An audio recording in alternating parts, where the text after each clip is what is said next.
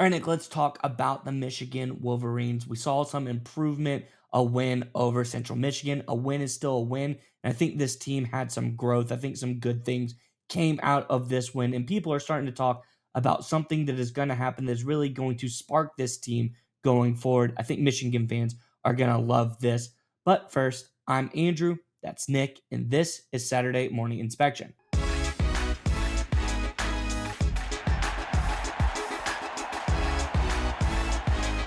All right, Nick, as I alluded to, some things were discovered this weekend. I think with all of the changes, everything, there was some, reflection, looking inside to see what this team really was. I think the Michigan Wolverines have kind of found out who they were, and that is a big play team with Bryce Underwood at the helm. And it seems like, by all accounts, he's going to be let loose. Let's get into this article and we can talk more about it on the other side. So, this from 24/7 Sports says, we thought at Oklahoma we would take the air out of the ball because they were an air raid offense.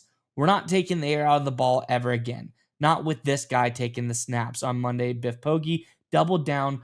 Underwood will have the green light against Nebraska. That's good to hear. He's got a green light to do whatever he wants because he's one of the great playmakers, I think, in the country. Poggi said, you really start learning the most when the game is played. And I think what we're learning is what I said over here: coaches don't win games, plays don't win games, players win games, and you have to let your players play. So we're letting them play, all of them. So Bryce Underwood has the green light to air it out, just be that big time playmaker that we saw flashes of in that first game and this game against Central Michigan.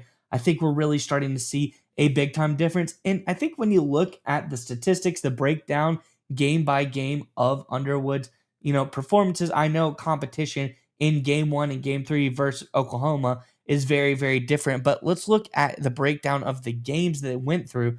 There's a very, very big difference on, just what was going on in those games and how Bryce Underwood performed. You can tell there was a change of game plan when they were playing Oklahoma at Oklahoma. So you see here, just really bad as far as yards per average down a lot, completion percentage down a lot.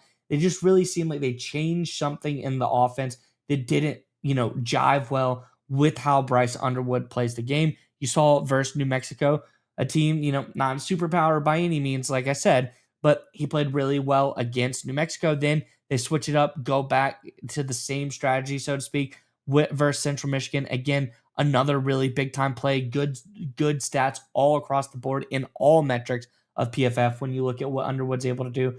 So I think they're starting to see this is a guy that you need to unleash. You need to let him loose, let him play free, and just make those big plays. I think that's what we're starting to get the vibe here from Michigan. Biff Poggi comes out, not afraid to speak his mind, says, hey, we're going to let him fly. He's got the green light against Nebraska. It's always a hot matchup, Michigan, Nebraska, going up against Matt Rule's squad. There's a little bit of extra juice there in this Big Ten matchup. So I think we're going to see some interesting stuff. I think Bryce Underwood is going to be unleashed. And I think we're starting to see what this team could be. I think Oklahoma, not representative of the sample size. I think them saying, we tried to switch stuff up. We tried to take a different approach that wasn't beneficial to our team. And it showed. Things are back on track. And I'm really liking so far what we're seeing from the Wolverines here.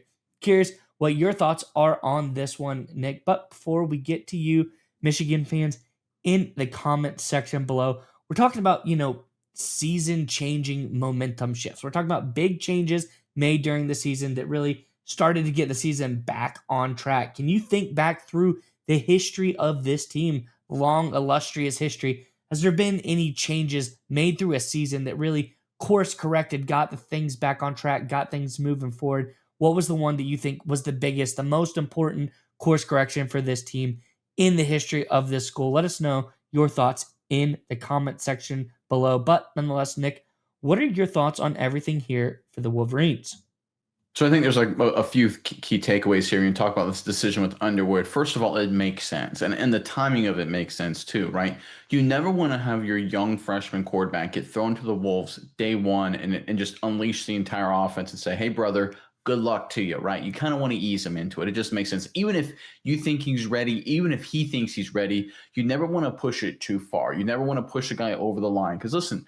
playing big time college football obviously is a whole lot different than playing big time high school football. And there's going to be some challenges. There's going to be some dynamics. You want him to understand the routines. Hey man, what's game day like? What's a home game like? What's a road game like? What's it like on 3rd and 10 on the road, right? How do you manage a situation whether you're up by 3 or down by 3 and it's 3rd and 5? How do you manage penalties? What happens when the communication and that between the coaching staff isn't so good for whatever reason? How do you handle yourself? Like all of those things, working through issues with players. Remember when there was a little argument with some of the players a few games ago, talking about stuff on the sideline? I think on a zone read play, I forget with which running back, but there was some disagreement there. Again, how do you handle that? And that's all things that it sounds like simple stuff, but it really matters getting all that under wraps first, getting all of that, completely squared away before you kind of unload and go 400 level offense, to use the college term, on these young quarterbacks. There's a lot of coaches out there that take their freshmen and they just throw them completely to the wolves and say, listen, we're going to win, lose, or draw by you, carry us to the promised land. And 99 times out of 100, guys, it doesn't work out, right? You got to have a plan. You got to have a developmental plan. And Michigan has a developmental plan. They've allowed Underwood to get 3 games under wraps. He understands what he can, what he can't do. He's got some momentum. Now you open up the offense completely. It makes sense to me. And I know Michigan fans, especially after that Oklahoma game, you're like, why couldn't we do that in Norman, right?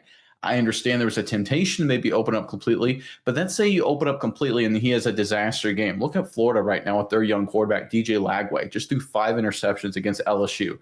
Right now, there's some concern that Lagway's development is completely stunted, right? Now, obviously, it's not a comparison here. We're talking a sophomore Lagway to a freshman here with Underwood, but those things can happen in tough road environments. If your quarterback's not ready to handle them, especially if he's a young guy, especially if he's a freshman, let him go into the offense slowly, baby steps, training wheels, let him figure it out. Is it better to lose one road game at Oklahoma the freshman year of Underwood to make sure he grows into an elite quarterback by his sophomore, junior, and senior season potentially? I think it's a trade well worth making, and that's exactly what the Michigan Wolverines did. But there's also another factor to consider, and that's a starting quarterback for the Nebraska Cornhuskers, and that's Dylan Raiola. Raiola, under Matt Rule, they've become, trying to anyway, a big-time recruiting powerhouse. They've been doing a pretty good job considering all the struggles that Nebraska has had in recent memory, becoming more of a national program, trying to get back to their glory days. It is year 3 of that famous Matt Rule rebuild that he's done at places like Baylor and Temple in the past. Nebraska off to a decent start. They've got a young, exciting quarterback. Michigan's got a young, exciting quarterback. Recruiting does play a role. I know it sounds crazy to think about winning a game on Saturday, but you always have to be recruiting, whether it's high school kids or transfers. This is an opportunity to showcase Underwood, and I think you have to take advantage of it, because if you go out there and dink and dunk it, 50 short throws and do a lot of inside runs, and Nebraska's Dylan Raiola slinging the football all over the place, you're going to see a lot of freshman wide receiver or potential recruiting wide receivers, high school kids, potential upcoming freshmen. They're going to want to play with Raiola. Tight ends are going to play with Raiola. You're going to see some transfer wide receivers say, heck, Nebraska, they're throwing the football all over the place. Maybe want to go play there, right? You want to avoid that kind of thing happening with an interconference rival. So from that perspective, you also have to, I know it sounds crazy to think about, but you always have to keep an eye on that recruiting lens by coming out and saying, and I think also going to be hyper aggressive, or at least more aggressive throwing the football. You're creating an opportunity where you, Michigan, you, Underwood, look like a legitimate powerhouse and aggressive throwing the football kind of program, kind of offense that can attract other top talent. So again, I know it sounds kind of bizarre to think about, but great coaches, and Harbaugh was really good at this too, by the way, with the guys he was kind of recruit. They're very mindful of how they play stylistically, game in and game out, to attract the kind of players they want.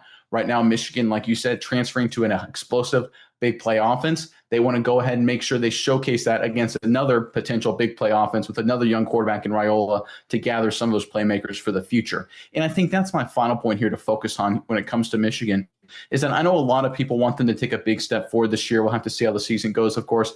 But I think the reality is, if you look at this Wolverines squad, look, they're working things out with Sharon Moore, year 2 of him. It's been a little bit of a transition. This is a team that's set up not to win this year. You have a true freshman starter, right? Look, I mean, if it happens, you take it. But let's be realistic here. True freshman winning it all just ain't going to happen unless Underwood goes on a magical run, like a historic all-time run.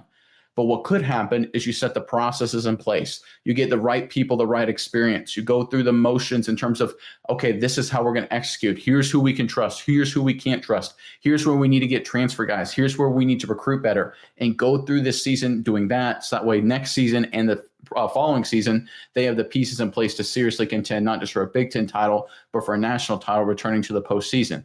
again, I know a lot of Michigan fans, just like my comment about recruiting, are like, listen, we're trying to win a football game here. And you certainly are. I get that. But the reality is, Michigan right now, and they've kind of been mentioning this a little bit if you kind of dig through the weeds, they're looking at the future because right now, this program, if things go according to plan, they will be back to contending at the top of the college football world, I think, as early as next season. It's right now the goal should be about setting the plans, the processes, the systems, finding the right players to allow you to execute in the future. A big win over Nebraska with Underwood throwing the football down the field aggressively helps you accomplish that goal. So I think that's what Michigan's trying to do, but it's in the context of a bigger future. Sherrone Moore, again, Harbaugh was like that. People forget Harbaugh was a guy, obviously wanted to win every game, but he was a guy that was focused on the future. He understood Michigan at certain points in time weren't ready to win that moment, but he was always about building the team, building the strategy, getting the right players, getting the right mindset, the physical pound the rock style, the toughness, mental toughness, physical toughness.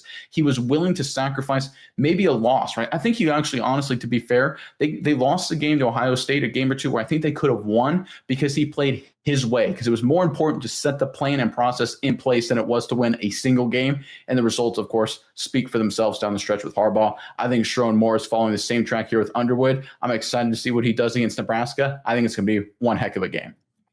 Yeah, Nick, and I think, like you said, this is a team that's really coming into their own, starting to heat things up, and they're playing the football that they want to play. They're trying to win in more ways than just one, but they're not. This is a team, like you said, like you said, they could win. It'd be nice if they did. You take it, but it's not a team that's set up to win right now. But they are getting better, and people are starting to notice. And if you look at ESPN's FPI, their Football Power Index was a great indicator of just showing how powerful they see teams as being, what they're able to do.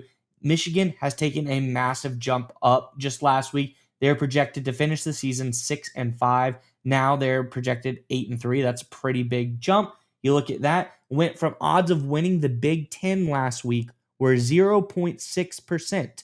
Not very good. Now odds of winning the Big Ten, 6%. Jumped up a significant amount for the Wolverines. And I think this one is the most interesting to me. Their college football playoff odds last week, 4%. Now 21% for the Wolverines to make the college football playoff. That's pretty good odds. I take those odds right about this time, 21%. There's a lot of teams out there, so there's a very, very greater than 0% chance that they have at potentially making a swing at the college football playoff. And then finally, interesting, but obviously we knew this was the case. To win it all last week, there was 0.1% chance to win the national championship. Now they're at a 1.5% chance. So again, non-zero percentage there, but it's just showing people are noticing this team. It's getting more powerful. Things are building, and Michigan is starting to make some noise. I think this win against Central Michigan was just like a culture shift, a play style shift. It just shows, hey, this team is coming into its own. We're about to see some big things with Bryce Underwood. So keep an eye on the FPI going forward. I think it's going to show this team get better and better, more and more impressive. We'll see those percentages go up higher and higher, but already significant shift in power people are noticing for the Wolverines.